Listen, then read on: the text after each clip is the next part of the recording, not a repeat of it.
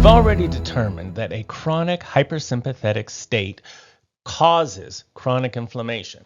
And chronic inflammation is a key driver of metabolic disorders like obesity, insulin resistance, diabetes, metabolic syndrome, right? That leads to cardiovascular disease and death. That's bad. We should pay attention to this. But how exactly does that work? Well, the inflammation that is established by the chronic hypersympathetic state impairs insulin sensitivity.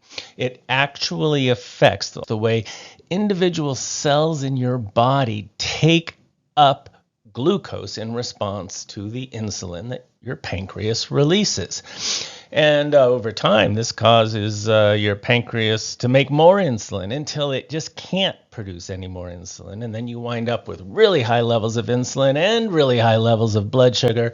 And that is not a good thing. That is a major contributor to ill health and vascular disease.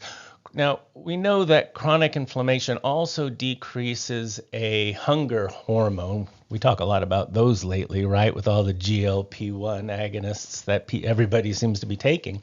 Chronic inflammation actually decreases leptin activity. This is another hunger hormone that tells you when you've had enough to eat, and if your leptin levels aren't what they ought to be, or if you're not as sensitive to leptin as you should be, then you're probably going to consume more calories, have more oxidative stress, more inflammation, and also gain weight.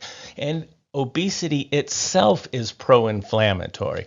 So the inflammation that leads to a metabolic disorder that leads to obesity leads to more inflammation, and it becomes a vicious cycle. And so especially visceral obesity, right? The fat accumulation around the abdominal organs, that's visceral obesity. And so you can see the problem. There is a lot in the last decade, maybe 2 decades now, there's been a lot of work done looking at the gut biome and how that contributes to these kinds of problems. And we know that dysbiosis, dysbiosis means you don't have the right kinds of bugs in your colon, and variety of bugs in your colon it isn't robust.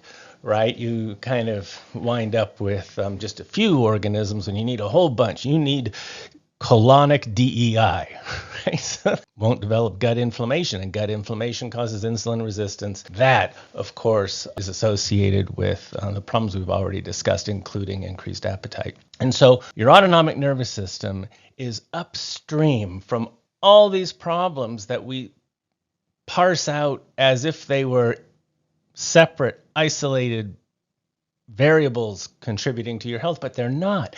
They downstream tributaries from this autonomic dysfunction that I'm quite keen on helping people understand, and helping them also understand what they can do to mitigate the effects of autonomic imbalance, ideally without prescription medication.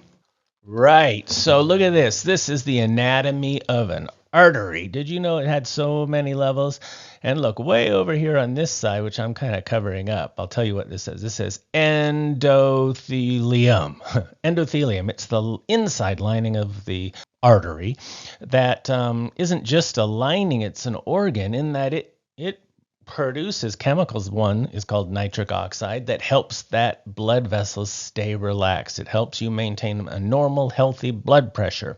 Now, if you're in a chronic hypersympathetic state, you probably have elevated circulating levels of norepinephrine. Norepinephrine impairs the endothelium's ability to produce nitric oxide. That leads to hypertension, and hypertension itself impairs the endothelium.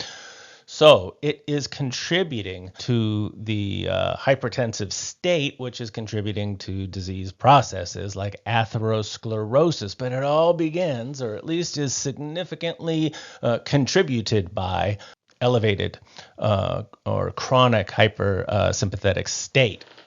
And so you can see how, again, the hypersympathetic state can have if chronic, can have a direct impact on your vascular health, and your vascular health, or lack thereof, is the most likely cause of your demise, right?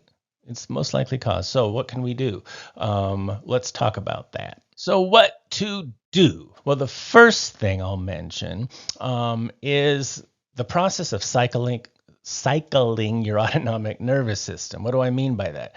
I mean revving up the sympathetic and then backing off and letting your autonomic nervous system fall back into a more parasympathetic dominant state. And this type of exercise has been called high intensity interval training. Now, check with your doctor before adopting this or any other new exercise program. Always have to put a disclaimer in. But the idea is this. Your autonomic nervous system exists so that on demand, when needed, your sympathetics can be there to improve performance, right? In the same way that inflammation is necessary to improve your ability to fight infection and heal, right? You don't want that inflammation sticking around chronically, right? Same thing with the sympathetic nervous system in general. You want it to be responsive. You want it to step up and get your heart rate up and shift the blood flow, from your skin to your muscles and improve your performance. But when that demand for performance is no longer present, you don't want to stay in that state. And so practicing a fitness routine like high intensity interval training allows you to cycle over and over and over again, many times within a single fitness routine, both components of the autonomic nervous system. Now, clearly, and you've heard this a million times, you should eliminate nicotine, tobacco, and alcohol. They are not helping you. They are only contributing to the problem, which, as I've been trying to make the argument, is this chronic hypersympathetic anxious state, which we should confront. We can do something about it, usually without a prescription. We should be underfed and not be in a hyperoxidative state, because that's also pro-inflammatory, and we must care for our quality of sleep. Sleep hygiene really matters. And I'd encourage you to evaluate where you are with that.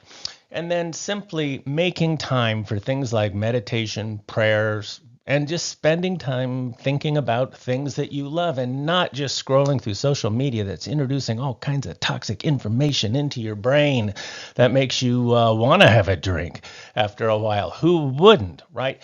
You can put that down, and you can not expose your brain to the toxic negative messaging that unfortunately is clickbait, right? It is put there so that you will click on it because people are attracted to that, right? If it bleeds, it leads. Isn't that what they say in the news media? Anyway, you don't have to attend every fight you get invited to, right? That's good advice someone once gave me, and it's so true. You don't have to participate.